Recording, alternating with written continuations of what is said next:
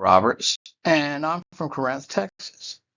We're going to have a short discussion on Introduction to Biblical Hermeneutics, the importance of historical and cultural context. What is biblical hermeneutics? It is the study of principles and methods used to interpret the Bible. In other words, it's different strategies we take to interpret the Bible so that we can understand it, so that we can make it fit into our life and time and our current circumstances. Our topics of discussion today is what is historical context? Why do we use historical context? What is cultural context and why do we use cultural context? The importance of historical and cultural context. What is historical context?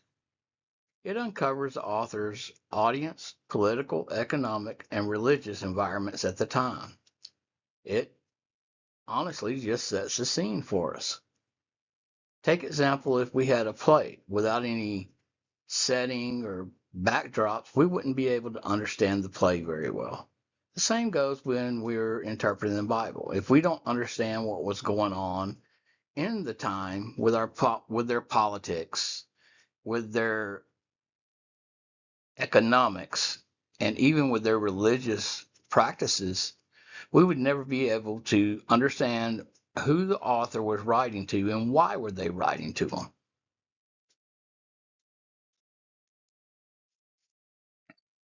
An example of this is during the time of Jesus, Rome occupied Jerusalem.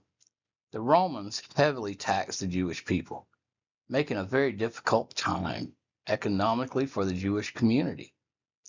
Rome did allow the Jewish people to practice their own religion, and it was run by the religious leaders, the Pharisees and Sadducees. It is important to understand what was going on in the time to be able to understand what the Jewish people were going through during the time that Jesus was alive. It helps us to understand who the Gospels were written to as well.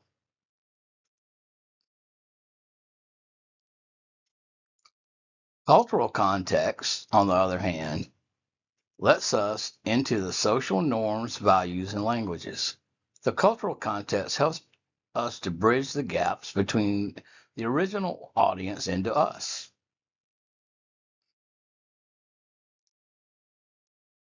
An example of cultural context is it lets us see religious ceremonies and rituals during the life of Jesus. Especially during Passion Week, it lets us understand what was going on during Passion Week. This helps us to see how, at times, we are doing a lot of the ceremonies and church rituals. I call it going through the motions, not worshiping from the heart. That Jesus was sacrificed to eliminate these ceremonies and rituals.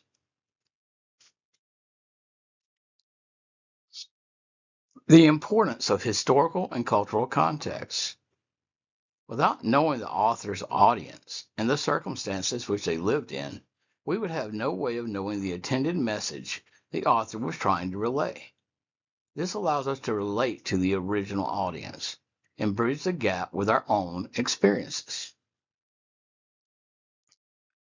Without knowing the historical and cultural context, we tend to take the author's writings literally.